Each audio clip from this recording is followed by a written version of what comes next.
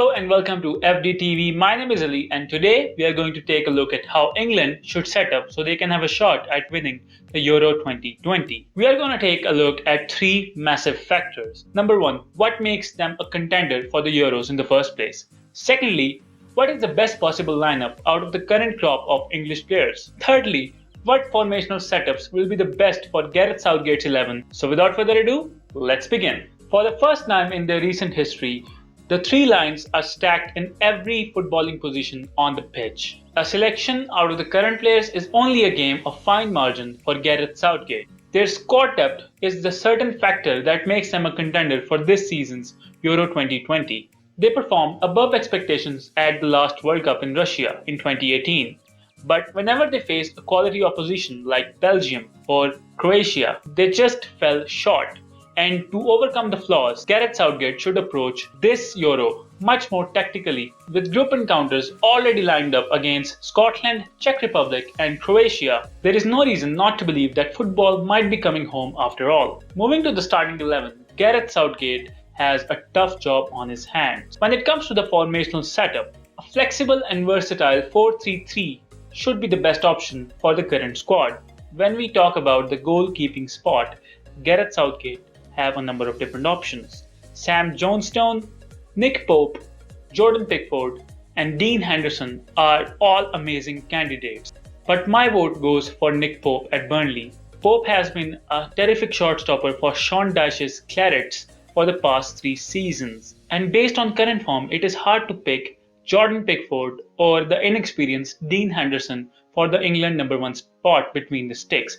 Nick Pope is the best option out of the current set of goalkeepers for Gareth Southgate, so he goes in. Next we move on to defense, and for the left-sided centre-back spot, we have a number of options again. We have a number of choices. We are spoiled with choices again. Ezri Konsa, Harry Maguire, John Stones and Connor Cody are all reliable picks and have performed consistently for their respective clubs. But my pick is the most unorthodox. Connor Cody from Wolverhampton Wanderers. The Wolverhampton defender brings in tons of experience and hardly puts a foot wrong. He's one of those footballers who gets overlooked because they don't have the star power or their name is not mentioned a lot in the media. But Connor Cody can do a job for you, and he's one of the most reliable centre backs Gareth Southgate has at his disposal. Tall and comfortable on the ball, can start out attacks from the back, and also is so versatile that he will be the first option when Gareth Southgate switches to a back 3 system, which he likes to do quite often. To partner him in defense, there is only one man who takes it all, John Stones from Manchester City. What a season he's having, absolutely revitalized his career, one of the first names on the team sheet under Pep Guardiola. But what a turnaround for John Stones, extremely happy for him, hardly puts a foot wrong. His partnership with Laporte and Ruben Diaz has been phenomenal to watch. City has the best defense this season, certainly taken his game to a whole new level. When it comes to attack, he has improved on set pieces a lot, scoring a number of goals this season, and he should be the right-handed centre-back this time around for England. Now we move on to the right-back spot, the most stacked position that England have right now. To me, if I'm unbiased and want to go with the underlying numbers and consistent performances, it's hard to argue that Reece James and Aaron Wan-Bissaka are the most suitable picks when it comes to the defensive numbers. But you cannot argue against Trent Alexander-Arnold, and his impact at Liverpool over the past 3 seasons has been enormous. I know this season he has fallen off his extremely high standards and his numbers have gone down significantly. But you cannot keep Trent Alexander-Arnold on the bench when he has such a majestic right foot and his crossing is probably the best in the English squad. So he has to be the starting right back. On the contrary, the left back spot is pretty obvious right now.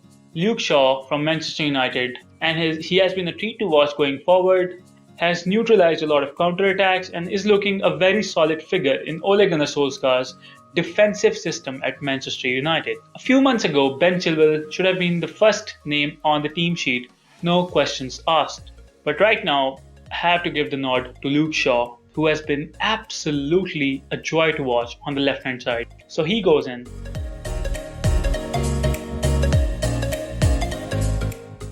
Now comes the tricky part. Probably the most important factor in the English lineup, the midfield. Jordan Henderson is obviously the first name that comes up in mind. James Ward-Prowse with his stunning free kicks is a worthy mention. Thirdly, we have Calvin Phillips, who has absolutely bossed the midfield at Leeds United. For a team that is newly promoted, Leeds have absolutely stunned the Premier League. Everything good about Leeds is somehow connected to Calvin Phillips providing the balls from a deep line playmaking position. Southgate might not pick him, but for me, Calvin Phillips has to be a nailed-on starter. He reminds me of Xavi Alonso from Liverpool days when he used to ping out long balls from the middle of the park. So one of the most underrated players in England right now, Calvin Phillips has to start for England if they want to face more versatile oppositions and come out victorious. Now to partner him, we have to look at Jude Bellingham, the youngster from Borussia Dortmund. We have to look at Harry Winks. James Henderson is an obvious pick, but the man who has impressed me the most and most English fans is Declan Rice from West Ham. What an enjoyable season he's having with West Ham under David Moyes. A leader and extremely good at ball retention. He can absolutely neutralize counter-attacks and keep the opposition at bay and form a very good defensive wall right in front of defense when the need arises.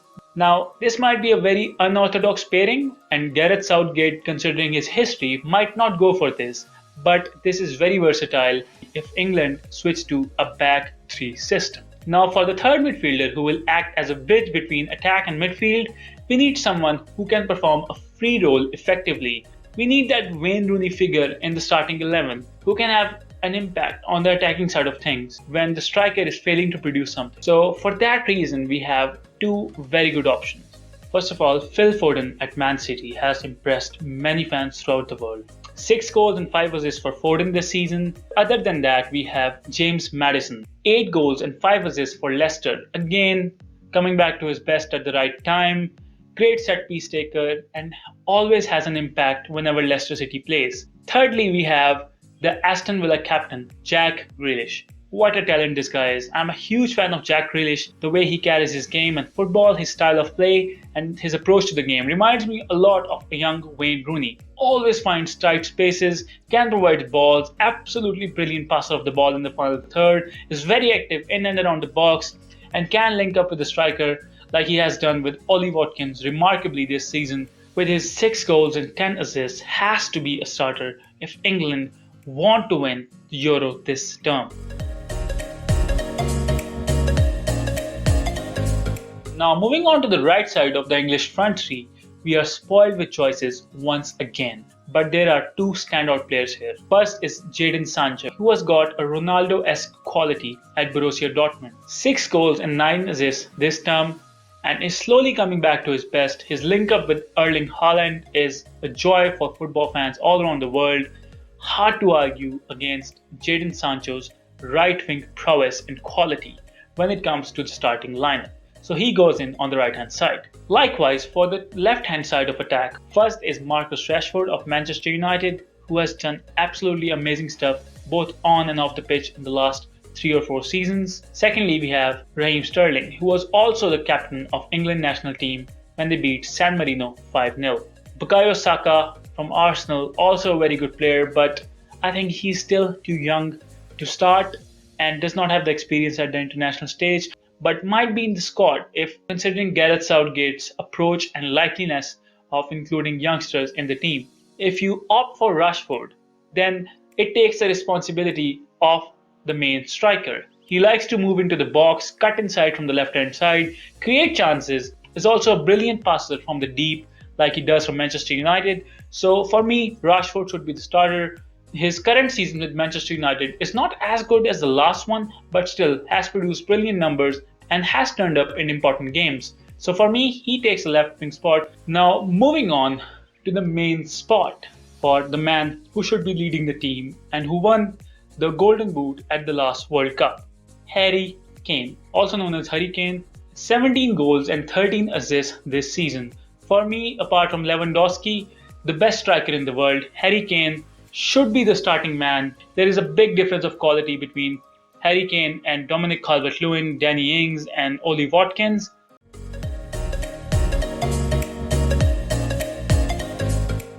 Now these are the two lineups other than the first one that England can deploy if they come up against a weaker opposition, and to provide some much needed rest at the tournament for the starting 11.